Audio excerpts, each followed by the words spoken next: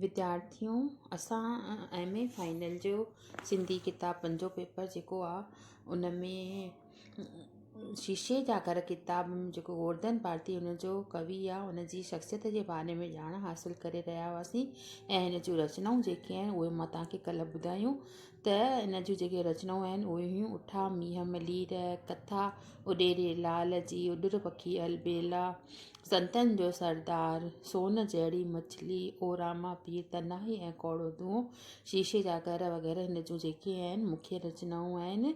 ऐं इन्हनि रचनाउनि में हिन कहिड़ा नज़रियो रखियो आहे, शाइर जो जीवन में पूरो विश्वास आहे। संदसि आशावादी नज़रियो जेको आहे उहो संदसि कविताउनि मां नज़र अचे थो। ऐं अॻिते हिन में पाण ॼाण हासिलु कंदासीं त शीशे ही जेका लास्ट पॉइंट पढ़ीसीं उहा बि खीर भरिया ही हथड़ा नेर भरिया ही नेण, शीशे जहिड़ी दिलि कीअं सहंदी पत्थर जहिड़ा वेण, सरती सोचे करी हाँ सेण। इन खां अॻिते ॿुधाए थो त महफ़िल खां दूरि शाइर पाण खे अकेलो महसूसु करे थो। अहिड़े वक़्तु उदासाई हिन खे घेरे वञे थी ऐं दुखी थी लुढ़क थो वाहे, पर लोक खां लिकी करे अकेलो वेही करे हू लोक खां लिकी करे लुढ़क वाहे थो ऐं आखे थो त सभिनी मुंहिंजी मुर्क ॾिठी आहे पर न ॾिठियूं कंहिं अखड़ियूं आलियूं। शाइर उन काल खां बेख़बर कोन्हे त हू अहिड़ी हालति में पंहिंजो पाण खे ई ठगे रहियो आहे। चवे थो त कंहिंसां दिलि जो दुख न सलियां थो, हाय पाण खे पाण छलियां थो। चए थो मां कंहिंसां दिलि जो जेको आहे हाल की न वंडियां थो, पर पंहिंजो पाण खे ई अंदर में वंड विझी करे उनखे उन जा वेण सहां थो। नेक्स्ट अॻिते त भारतीय जे गीतनि में जेका आहे मौसीक़ी आहे ऐं मिठास आहे।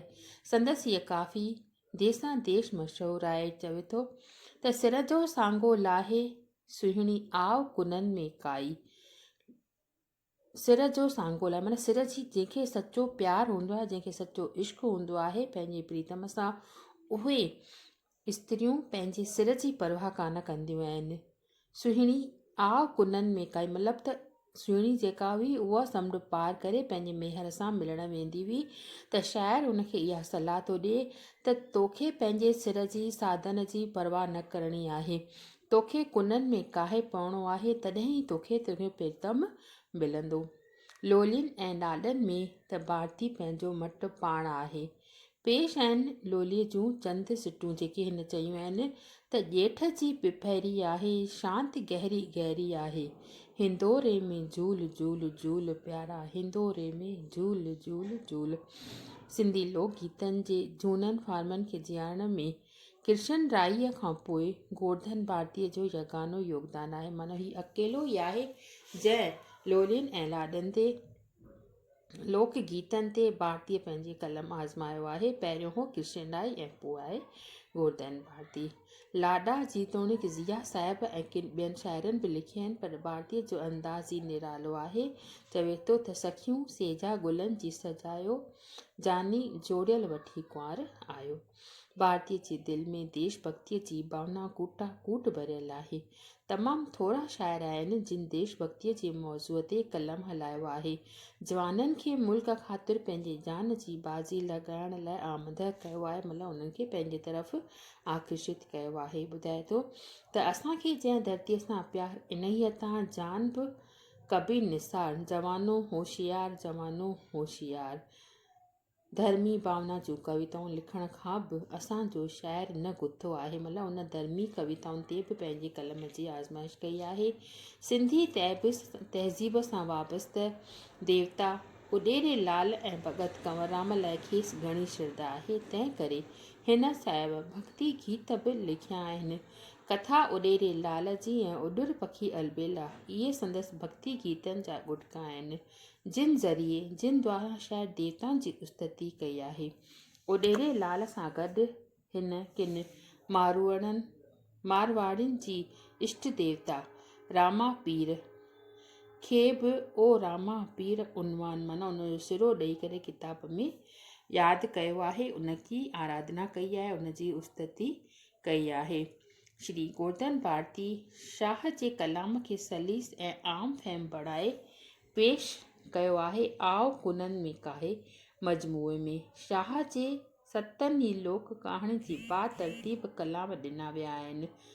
मारवीअ खे अबाणो घरु ऐं सादियूं अबाणे घर जूं शयूं उमिरि जे आलिशान शयुनि खां वधीक प्यारियूं आहिनि।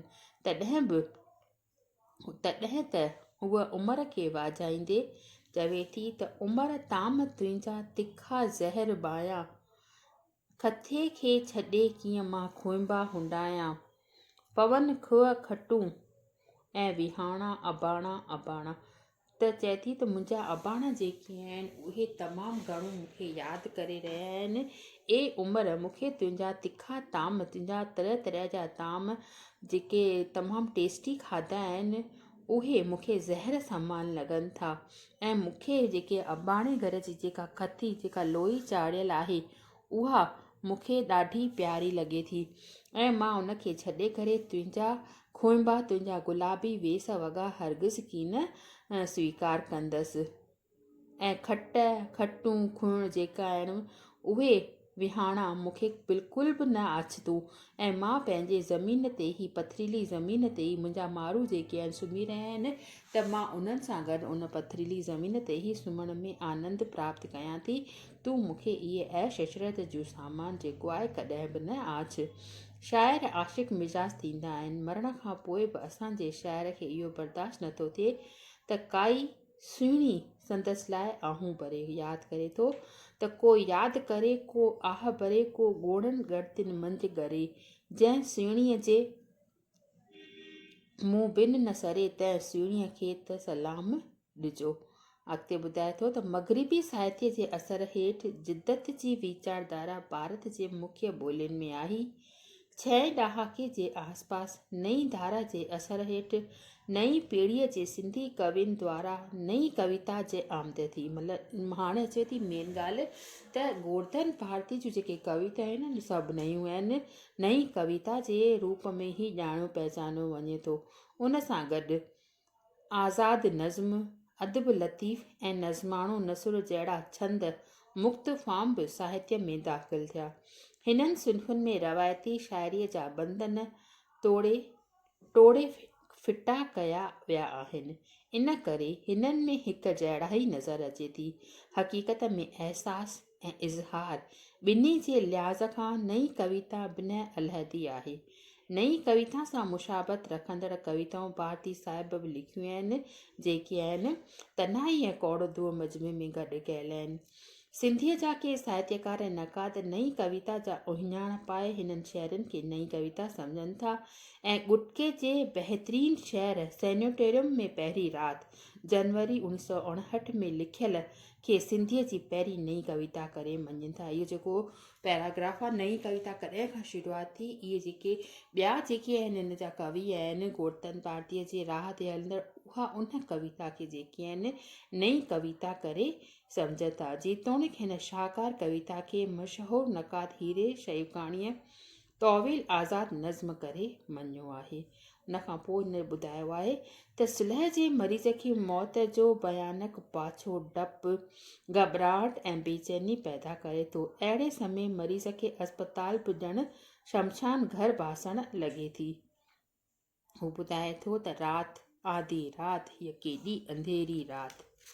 मतिलबु ॿुधायो नई कविता में जेकी कविता जे जेके बंधन हूंदा आहिनि उहा उन्हनि खां बिल्कुलु आज़ी हूंदी आहे। जीअं सिटूं हूंदियूं आहिनि ओड़ो जो ओड़ो ई कवि जी वीचारधारा अॻिते वधंदी वेंदी आहे। जेको दृश्य ॾिसंदो आहे उहो कविता जे रूप में अची वेंदो आहे। सांत, गहरी ऐं भयानक सांत, ज़िंदगी ॼण मौत जी फतवा ॿुधण लाइ साह रोके आ खड़ी, हीअ सिहत घर आहे या शमशान आहे। हू जेको लिखियो थिए त अस्पताल में जेको कवि आहे उहो अकेलो वेठो आहे, घोर अंधेरी शांत लॻी पई आहे। उनखे ॾिसी करे चए थो त शमशान घर को ॿी का सूरत कोन हूंदो, शमशान घर बि अहिड़ो ई हूंदो, जंहिंखे ॾिसी करे हू तमामु घणो जेको आहे परेशान थी रहियो आहे ऐं अंदरि ई अंदरि में मन जा वॾ असांखे कविता जे रूप में वंडे रहियो आहे। बसि अॼु एतिरो ई। अॻिते अञा हिन जो आहे त हिन कविता में कहिड़ा वीचार ज़ाहिर कया आहिनि, हीअ शइ अगरि इहो पाण नेक्स्ट कंदासीं। हिन जूं थोरियूं अञा 2-3 पॉइंटूं ॿिए बि आहिनि। तव्हांखे का बि दिक़त हुजे त तव्हां बेशक मूंखां व्हाट्सएप ते या मैसेज करे तव्हां कुझु पुछी सघो थियूं।